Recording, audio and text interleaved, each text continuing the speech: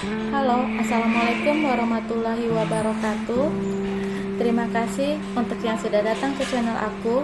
Kalau belum subscribe, tolong jangan lupa di subscribe, kemudian bunyikan lonceng, dan jangan lupa kasih like serta komentar biar aku makin semangat ya. Penantian dalam Cinta, episode 258. Minta maaf. Tony diam saat mendengarkan keputusan yang diberikan hakim untuknya.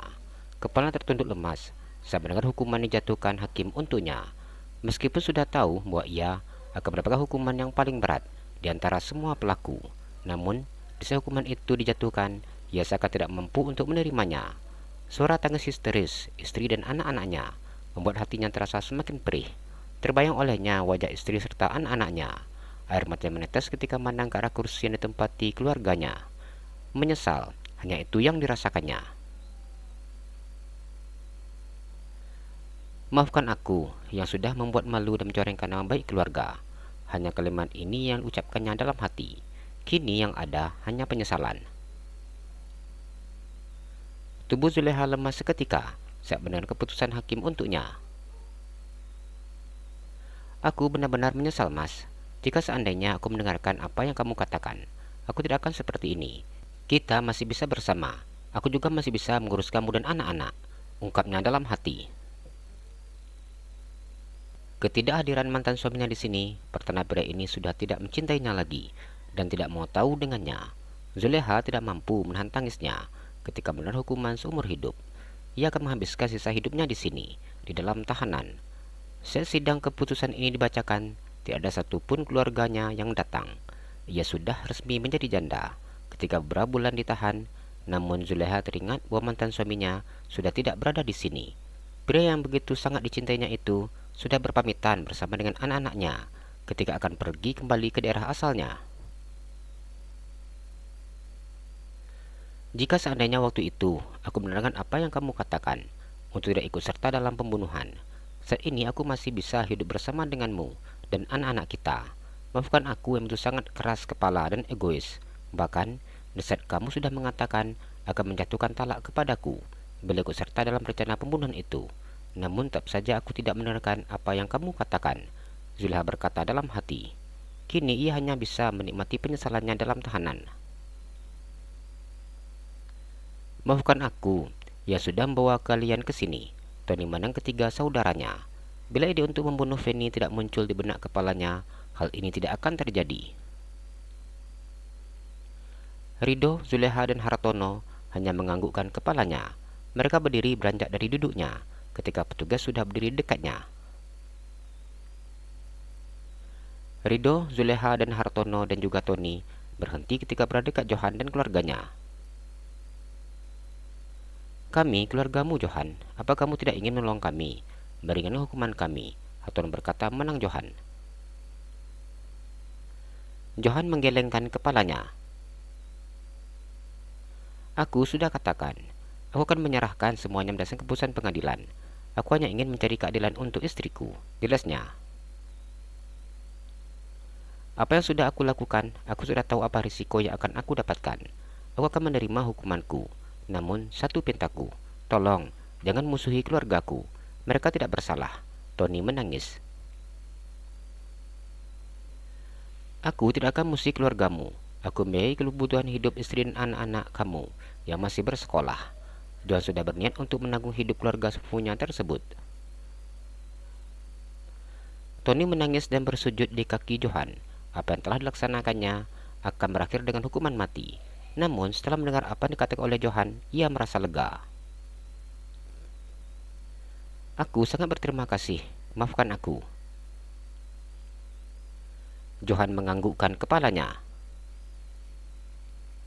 Berdirilah. Jika Mas Anto menghubungi Mas Johan, tolong sampaikan kepadanya. Aku titip salam. Aku merindukannya bersama dengan anak-anak. Zuleha menangis. Iya, jawab Johan. Sabrina Lukman hanya diam dan menangis. Mas, mau ngapain? Nina menang Johan. Pria itu sudah menaikkan dasternya ke atas. Ini sudah 40 hari, Dek. Johan tersenyum dan mengangkat 4 jarinya. Sampai 40 hari, Mas. Berarti besok baru bisa. Nina menang Johan. Ya ampun, Dek. Cuma tinggal 1 hari lagi kok. Nina hanya diam dan menggelengkan kepalanya. Mas, hari ini Anum dan Adnan akan akikah. Nina mau keluar cek persiapan untuk nanti. Sesuai dengan konsep acara, mereka menggelar acara akikah dan cukur rambut di rumah. Setelah selesai acara akikah di rumah, mereka langsung ke masjid untuk meresmikan masjid yang menggelar makan bersama untuk seluruh jamaah dan juga untuk seluruh masyarakat yang ingin ikut serta mengambil menu yang sudah tersedia di masjid. Adek baru selesai melahirkan, jadi nggak usah terlalu capek. Johan mengingatkan istrinya. Nina tersenyum dan menganggukkan kepalanya. Iya mas, Nina tahu. Nina cuma ngecek-ngecek aja kok. Anum lagi tidur. Jangan digangguin ya. Nina tersenyum. Johan menganggukkan kepalanya. Ingat, dijaga.